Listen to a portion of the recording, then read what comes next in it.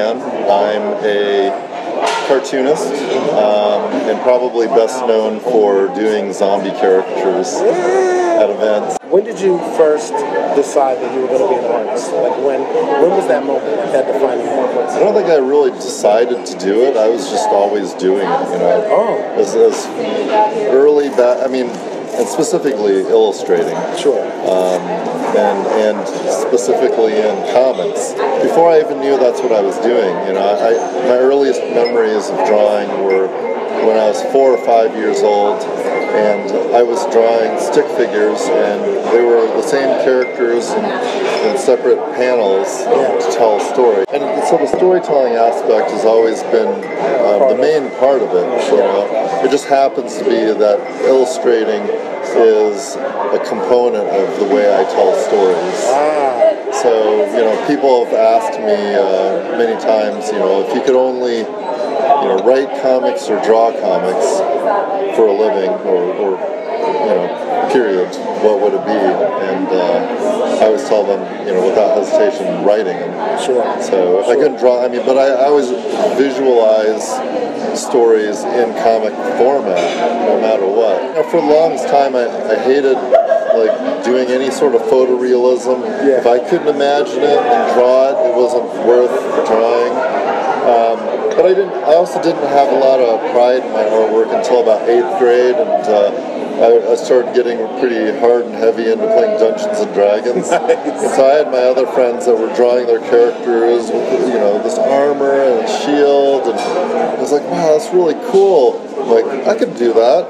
I could do that better. Even when I got out of high school, I didn't apply to art school. I didn't even consider it because I didn't think it was a viable career path.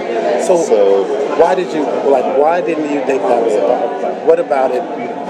You know, what was the? I think it's important because you know a lot of artists struggle. You know, with. Well, and I think that was it. Because most of the examples that I heard of were just struggling. I worked as a stockbroker for 13 years, over which time I finished my first 3 comic books and my first graphic novel, and I started doing, you know, comic book conventions and learning a lot about the industry, actually. I'm going to try to see if I can actually do this for a living. And I was the head of kind of a local co-op here of comic creators, and I'm like, you know what? I actually went to business school. Maybe I should try to apply some of what I learned. When I started freelancing, I was already familiar with creating contracts. So I was dealing with contracts all the time, with client relationships, and just kind of seeing things from the other point of view and making sure that every relationship that I got into, it was clear what our goals were and what the expectations were. And even with, you know, client relationships that I wasn't that crazy about, I never had problems with any of them. Because almost every artist out there that I've talked to has had an issue getting paid for something that they did. To date, I've never had that problem. That's so awesome. Ever. That's you know, so and I've been freelancing full time for 10 years as of last October. Would you recommend that artists sort of invest some time into getting an understanding of how to do business? Everything that I do has worked for me because that's what I do. Every artist at one point in time probably has had to do something else for money, whether they're working at Dunkin' Donuts or, you know, they're working as a stockbroker or whatever. But everything that you do in life has a lesson that you can take into your art life. Now more than any time in history, you can learn everything you want to learn on the internet. That's a great point. On YouTube. That's why, you know. What's the internet? No, I'm just kidding. If you are passionate about something, it doesn't have to be what you make a living doing. Okay. As long as you've made time to do it in your life. Everything I've learned about Adobe Creative Suite, I've learned by myself. Let me ask you this question. What was the most difficult thing about creating and growing your artistry? Most difficult thing? You know, I don't know. I mean, I think everything is difficult, but that's part of the fun, actually. Because for me, I'm constantly like growing as an artist. I think the toughest thing is just time management more than anything else. As a comic artist, one of the most important things is to have a process. Because if you don't have a process, it takes so much time. Because it's like, on average, if each page has, 6 to 9 panels on it or something like that, that's really 6 to 9 separate individual pieces of artwork. So just to let you guys know, my children's book is actually just communist propaganda.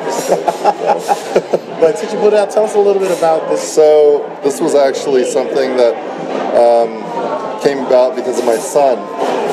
My studio is in my basement, and so I've got a bunch of zombie character artwork hanging all over the walls, which my wife, ever since she was pregnant with my son, has warned me, you really need to start rotating this out because I don't want my son not to be able to sleep because he's scared of stuff. She was right, I was wrong. So he was about 3.5 or so, and our laundry room's in the basement as well. So she comes down with a basket of laundry, and he's following her, and all of a sudden he just stops at the top of the stairs. And she's like, "What's wrong, Milo?" And he says, "I'm scared." She's like, "Why are you scared?" And he starts pointing at all my artwork and everything like that. And of course, I got that "I told you so" look from my wife, And instead of consoling him or anything, I was just inspired to write this. The things that you're afraid of are things that are in your imagination. And that's what this story is. So this is what I would describe as Dr. Seuss meets Tim Burton. And my son inspires me to no end. Most of what I used to do were comic books and graphic novels that were geared towards adult reading audiences. I mean, I did a comic called The Wang that had a picture of a vibrator on the cover before. So, as you can see, there's been a big change in... That's a variance. Yeah. And now I joined the Society of Children's Book Writers and Illustrators and been learning a lot about the industry, and I feel like that's the direction I want to go.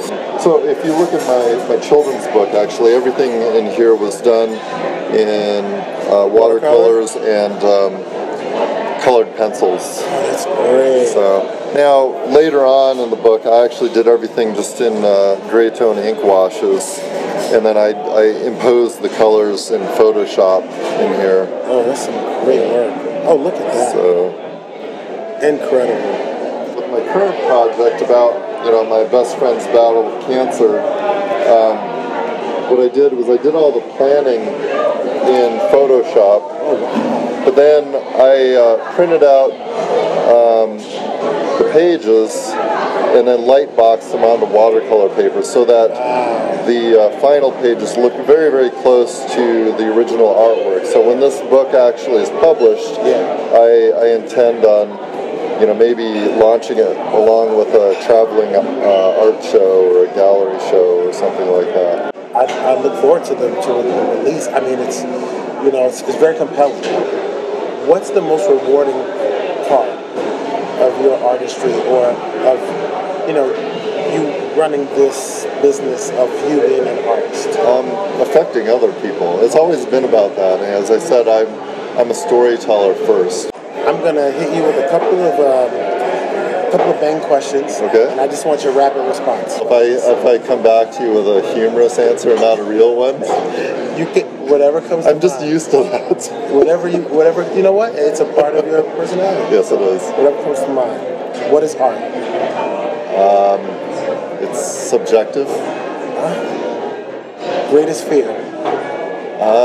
My greatest fear is a traumatic brain injury, I think. I'm not laughing. I am laughing. Favorite vacation spot? Hawaii. Oh, I like Hawaii. I do. It's very... Okay. I actually wrote a comic about it, too. About Hawaii? It was one of my 24-hour comics, and I did it so I could write off my vacation expenses as a business expense. See, I like that even more. Favorite food? anything in Hawaii. That was half of the experience of going to Hawaii. Right, to eat. Yes. I mean, the atmosphere is beautiful, being a tropical locale, but just like the melding of all of the cultural foods. It's cultural, it's surreal. I get you. Good. I'm with you. And a lot of it is Asian, so it is. And Asian, yeah. Greatest achievement. The greatest achievement is this, the children's book to date. Yes, yeah, absolutely. There's a zombie in the basement.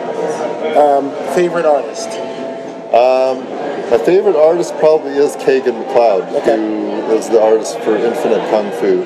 Favorite art piece at the moment? There was a local artist, Noah Van Skyver. He did a book called Saint Cole that was another one of these that had a great twist ending, and it was a very uncomfortable read all the way through. So, I mean, to me it was like watching Pulp Fiction in a way, where it was kind of uncomfortable in the moment, and then you reflect on it afterwards. We're rounding the corner toward the end of our interview. Just want to ask a couple more things of you. Where do you see yourself in 5 years from now? Hopefully it's being a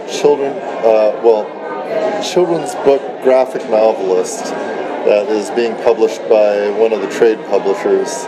I think the most important thing is we're doing what we're doing not because we can make money on it now, but because we have passion for it. So don't lose sight of that.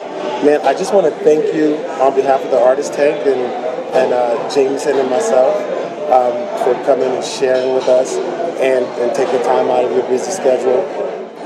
I'm so impressed at like everything that I've learned here in this short amount of time. I'm almost a little geeked out. Well, there you have it.